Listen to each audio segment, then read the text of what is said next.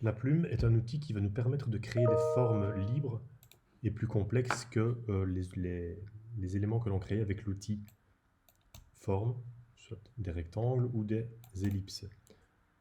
Donc la plume se trouve bien sûr dans la palette des outils, ici, et il y a en gros deux façons de s'en servir.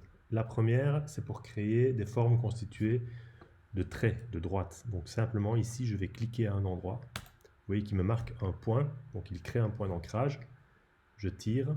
Vous pouvez constater que il marque directement le tracé qui va être le résultat si je clique à l'endroit où je me situe. Donc là, si je clique ici, je crée un tracé directement. Je peux aller plus loin, je vais continuer à créer un tracé, je vais continuer à constituer ma forme. Là, il ne met aucune couleur, puisque vous pouvez remarquer que dans la palette couleurs, que je peux déplacer pendant que je crée, dans la palette couleurs, on voit que c'est vierge et vierge, donc nul et nul. Donc si je me rapproche de mon point de départ, il marque un petit O, ce qui signifie que je ferme la forme. Voilà, à partir de là, ou même avant évidemment, je peux donner une couleur à ma forme, ou un dégradé, je peux lui donner un contour, je peux faire exactement ce que je veux. Ça, c'est la première façon de créer une forme. Une fois que la forme est créée, évidemment, on peut faire tout ce qu'on veut avec, exactement comme avec un rectangle ou une ellipse. On peut faire pivoter, on peut agrandir. Attention que là, évidemment, vous déformez. On peut également se mettre sur l'outil de sélection direct, aller sélectionner un point, 2 points avec majuscule, 3 points, on peut les retirer avec delete.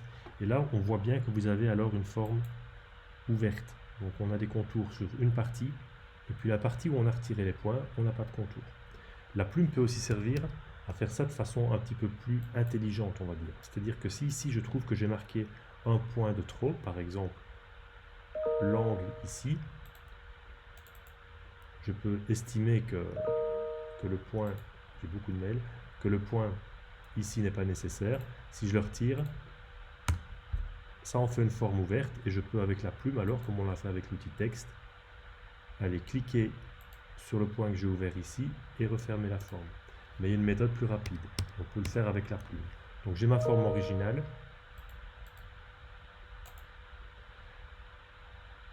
Si je veux retirer un des points, je peux simplement aller prendre mon outil plume, survoler ma forme, et on remarque que quand je survole un point, il y a un petit moins qui se marque à côté de la plume. Ça veut simplement dire qu'il va retirer le point, mais il ne va pas l'effacer. Il va retirer cette étape de mon tracé. Donc là, je clique ici, le tracé existe toujours, il a juste retiré l'étape point. Je peux également me positionner sur un tracé, là ça va être l'inverse, il met un petit plus, ça veut dire que là je peux ajouter un point. C'est-à-dire que là, donc une étape, c'est-à-dire que si je rajoute par exemple ici 1 point, 2 points, 3 points, je peux très bien prendre mon outil de sélection direct par la suite, prendre le point du milieu et hop, j'ai créé une étape supplémentaire et j'en fais exactement ce que je veux. À tout moment, je peux revenir dessus, retirer un des points, en ajouter ailleurs sur un autre tracé, prendre mon outil de sélection direct, prendre ce point et modifier mon tracé. Ça, c'est la première façon d'utiliser la plume, avec des tracés simples. La deuxième façon, qui est beaucoup plus riche et un petit peu plus complexe, c'est de créer des courbes. Pour ça, on ne va pas simplement cliquer une fois, deux fois, trois fois, quatre fois, etc. On va d'abord réfléchir. Le premier point peut être cliqué de façon simple. Par contre, la suite, on va cliquer, on va pas relâcher tout de suite, on va tirer ce qu'on va appeler des poignées directionnelles, des points directeurs. Et si vous remarquez, plus je me rapproche de mon point, moins la courbe est forte, plus je m'éloigne, plus l'amplitude de la courbe augmente. Si je relâche ici, je vais avoir cette courbe-là comme résultat. Voilà. Avec les anciens paramètres, donc les derniers attributs que j'ai utilisés sur une forme, c'est-à-dire le fond bleu et le contour noir. Et si je continue, si je vais me positionner plus loin, vous voyez que la courbe qui se trouve ici, c'est le résultat du point directeur. Celui-ci, on va l'appeler le point directeur du passé, et on a le point directeur du futur, donc ce que je vais faire après, qui est déjà installé. Et là, je peux aller me mettre où je veux, il me simule ce que je vais avoir comme courbe.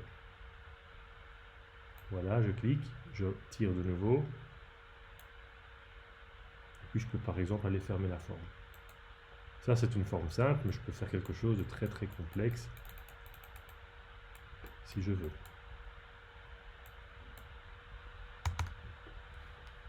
De la même façon, si on va se positionner sur une forme sélectionnée et qu'on va retirer un point, il va retirer cette étape, donc lui, il va faire le lien entre le point qui est ici et celui-ci, puisque j'enlève l'étape qui est entre les deux. Donc il fait ce qu'il peut. Alors ça c'est la première façon d'utiliser la courbe. On peut évidemment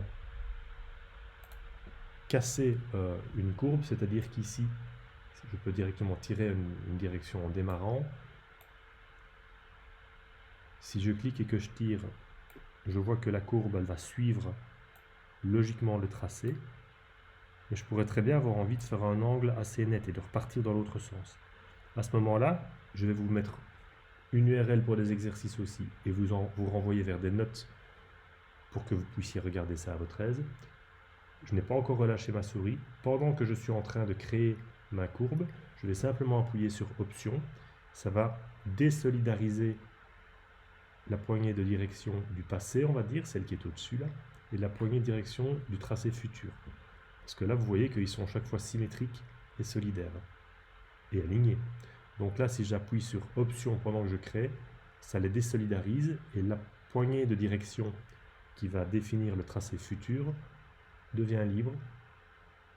Je peux la raccourcir et changer sa direction. Ça veut dire que je peux faire une direction vers le haut et là, mon tracé va repartir dans l'autre sens. Donc ça peut être un tout petit peu complexe à comprendre. Donc ce que je vais faire, je vais vous renvoyer vers les notes pour que vous puissiez le faire à l'aise, qui sont activées sur Moodle. Ce sont des notes qui s'appellent utilisation de la plume. Vous avez aussi les notes de cours mises à jour. Les manipulations de la plume se trouvent dedans, mais vous avez un outil, un PDF particulier sur l'utilisation de la plume. Également, une fois que vous aurez un petit peu compris comment ça se manipulait, vous pouvez aller taper l'URL suivante,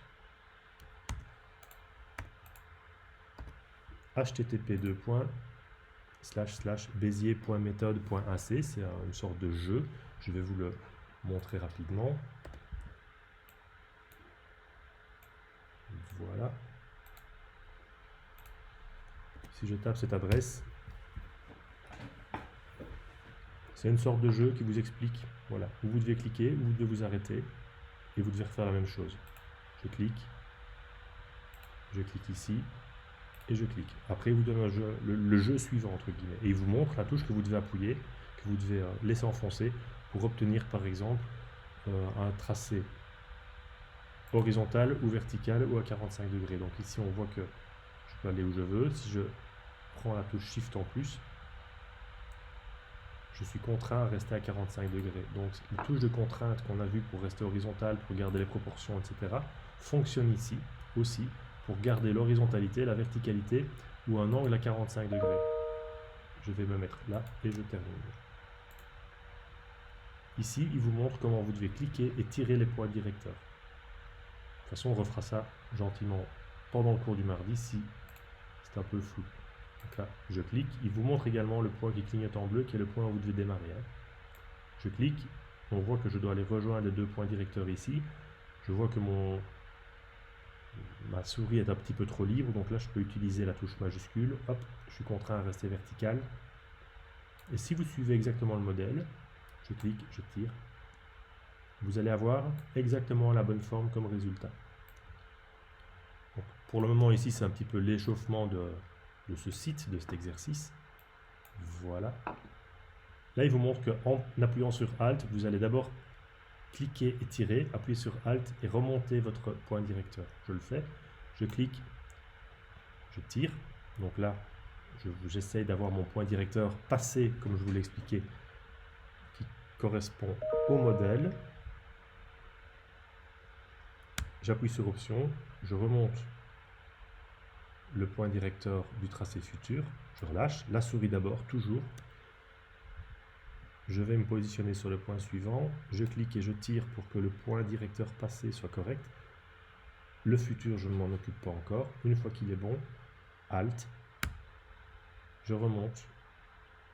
Ici, comme j'ai un point qui va m'envoyer mon tracé par ici et un point qui me définit comment il doit arriver, c'est vraiment ces deux points directeurs là qui vont définir ma courbe. Si je me place ici, lui, il prend en compte le point directeur qui est sur le bas, le point directeur qui est sur le haut, et entre les deux, il fait une courbe.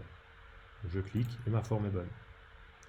Et là, après, ça devient plus complexe. Il va vous montrer la forme à réaliser, mais sans vous aider. Il va juste vous dire qu'il vous reste autant de points disponibles. Là, je clique, voilà, il vous reste 14 points disponibles. Le but, c'est d'essayer de faire le moins possible. Donc là, je clique, je tire. Je sais que je ne dois pas partir vers le bas parce que sinon, je vais sortir de ma forme. Donc, c'est un exemple où je peux utiliser Option. Et j'envoie ma direction vers la gauche. Je clique ici. Là, j'ai besoin de rien d'autre, a priori. Je peux cliquer ici. J'ai été trop vite. Le CTRL Z marche aussi, ici. Je clique, je vais me positionner plus bas. Voilà. Je clique simplement, pas besoin de direction ici, parce que je repars à l'horizontale. Par contre, ici, je vais tirer et je vais appliquer ce qu'on a vu avec la touche Alt. Donc, j'appuie sur Alt et j'envoie ma direction par ici. Pourquoi? Parce que on a vu qu'ici, on avait fait en 1, 2, 3 points. Décidément. En envoyant déjà une direction par ici, je peux aller me positionner à mon arrivée, cliquer et tirer, et la courbe sera directement un peu plus parfaite. Bon, c'est pas l'idéal, mais par contre, là, je dois vraiment réfléchir, et c'est là que c'est un bon exercice pour s'entraîner, et qu'il ne faut pas hésiter à refaire les exercices que je vais activer sur Moodle pour s'entraîner. Ici, je dois bien réfléchir, anticiper, et me dire, si je lâche maintenant, ma courbe va partir vers le haut, je vais sortir de ma forme. Donc ici, j'appuie sur Option, je redescends mon point directeur, et maintenant je relâche. Et puis je peux continuer. Je clique, j'ai pas besoin de courbe, je clique, je vais aller me mettre par exemple ici. Il faut apprendre à essayer de lire les courbes aussi. Je vois ici que j'ai une courbe, mais qui se finit par quelque chose qui n'a pas exactement la même amplitude. Donc je me dis que l'intermédiaire, le point, l'étape doit se trouver à peu près ici. Je clique, je tire, puis je me mets au point suivant, et pareil. Voilà, donc ceci peut paraître un petit peu complexe, mais c'est à force d'entraînement. Maintenant, je vais vous activer deux exercices que je vous mettrai, 2 ou 3 exercices pour manipuler la plume, que je vais vous mettre dans le mail que je vais vous envoyer, enfin que vous avez reçu du coup, puisque vous voyez la vidéo après le mail, ce qui va vous permettre de faire des petits exercices moins complexes, mais vous pouvez les faire dans l'ordre que vous voulez.